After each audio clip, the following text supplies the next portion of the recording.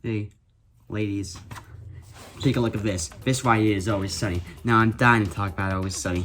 See, this name keeps coming up. Dennis Reynolds. Dennis Reynolds. Dennis Reynolds. I look at Netflix, and what do I see? I see Dennis Reynolds. So I say to myself, I gotta make a video ranking on each character and how bad they are. So I watch the entire series, and what do I find out? They're all scumbags.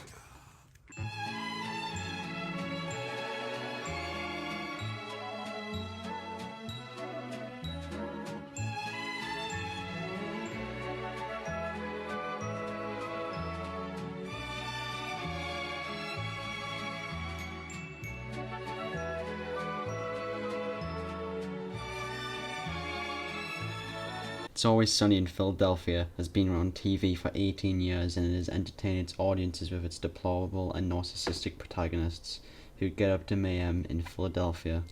So I thought it would be quite fun to rank them on how bad they are. They call themselves the Guardians of the Galaxy. What a bunch of a-holes.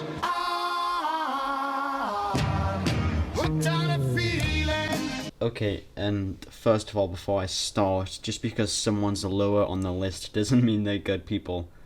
I mean, take the character on the bottom of the list as an example. So, first of all, no one would want to hang out with this guy. He's obnoxious, he's rude, he says the first thing that comes across his mind and he comes off as an absolute moron. That being said, his actions dwarf in comparison to some of the other characters. Mr. Reynolds, science is a liar sometimes. Oh boy. I'd say the worst thing he actually did was killing the dog in the episode Mac and Dennis Go to the Suburbs, but at that point he had already turned insane alongside Dennis due to the suburban lifestyle, which suggests in differing circumstances he would not have murdered a dog. You're eating the dog!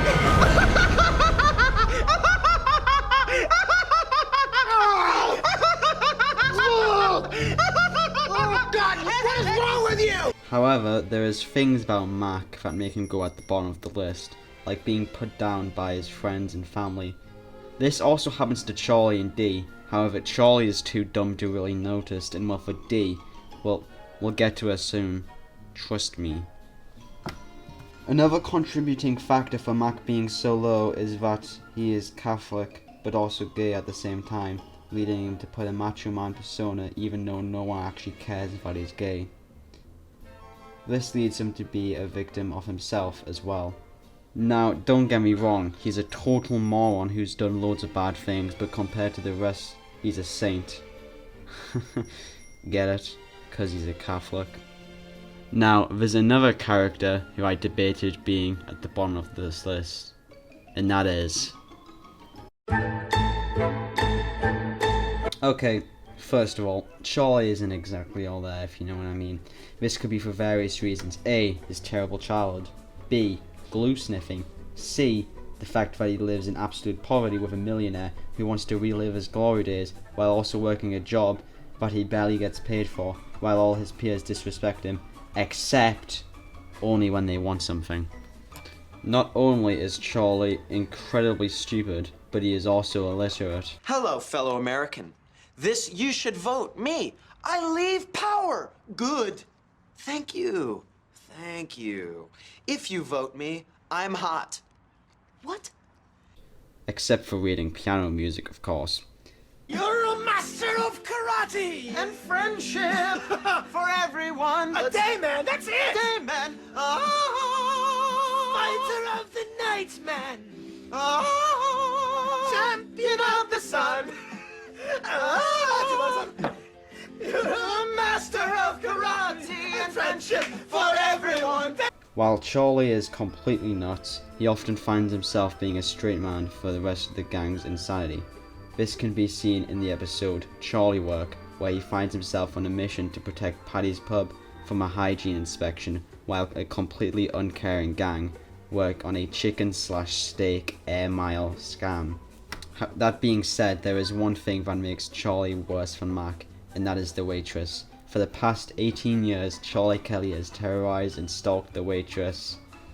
This has occurred through the entire series, and Charlie's actions have led to a self-destructive behavior to appear within the waitress's personality. And while Charlie's schemes are funny at the end of the day, he is still a stalker. Now, if you thought they were bad, we're getting to the next level. Introducing... Now D is where things started getting really bad. Due to often being neglected as a child, especially compared to Dennis, this leads her to seek attention and admiration through any means necessary. This links to her failed aspiration to be an actress.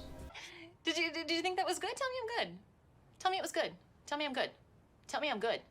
Tell me that was good. Tell me I'm good. Tell me I'm good. Tell me I'm good. D has done various terrible things, such as completely ditching Ben the soldier, who was a war veteran, after thinking he was disabled, perpetuated the waitress's drinking problem, as well as completely ruining Matthew Mora's life.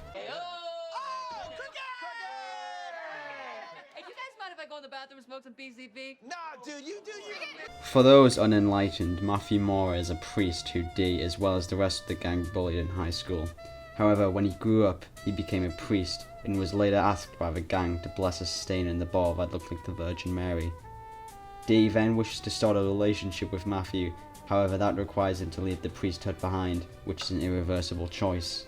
Matthew follows through, however, and at the very last moment D rejects Matthew, and henceforth, the transformation begins.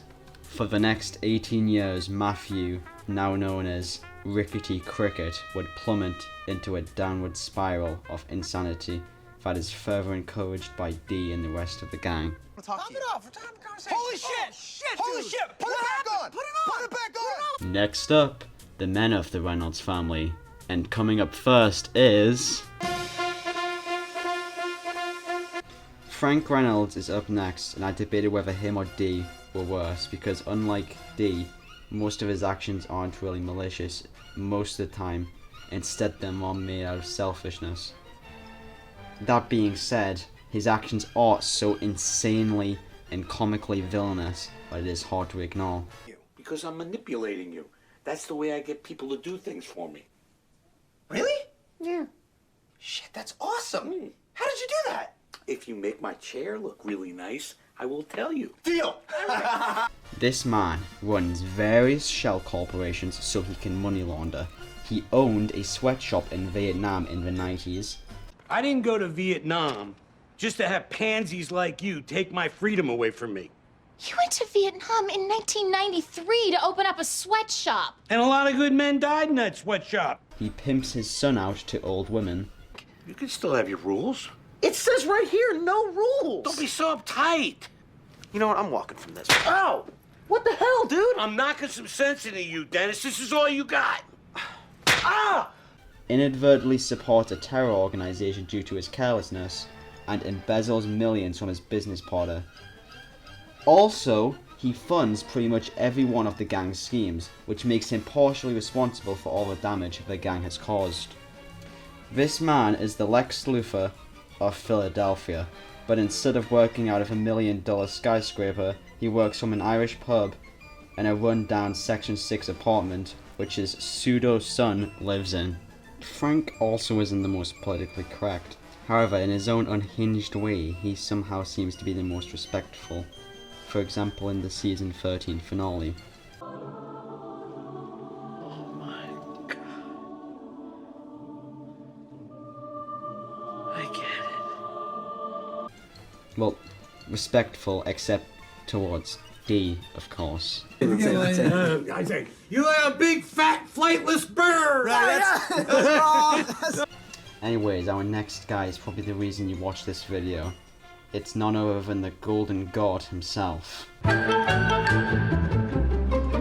What else can I say about Dennis Reynolds that hasn't already been said? Growing up with a privileged lifestyle and never really growing out of it, Dennis Reynolds is a narcissistic, manipulative, psychotic, implied serial killer. Because of the implication. Now, what things has this man done? He gets off by stealing people's identities in an action he describes in a similar manner one would describe wearing someone else's skin. This is about much more than just business. This is about the thrill of wearing another man's skin. feeling his innermost wants and desires, and being in control of his every single move. That's how you get off. Now, don't you guys want to get off with me? He started a cult. He manipulates women with the Dennis system. Nurturing dependence. You're gonna want to nurture that dependence that she's feeling on you now, guys. Have her car towed, or you can slash her tires. Either way, make her depend on you for rides. Or you can use my personal go-to, which is to create a fictional angry neighbor who's threatening her and tell her you'll take care of him. He traps people in a burning building. His car is filled with murder tools. Tools! Tools! Duct tape, zip ties, and gloves! I have to have my tools! And he owns a collection of skin luggage. D, I swear you would be of more use to me if I skinned you and turned your skin into a lampshade. Or fashioned you into a piece of high-end luggage. I can even add you to my collection. Are you saying that you have a collection of skin luggage? Not only that, but he is also the mastermind for most of the gang's schemes. In fact, his list of crimes is so big it would make Eric Cartman blush.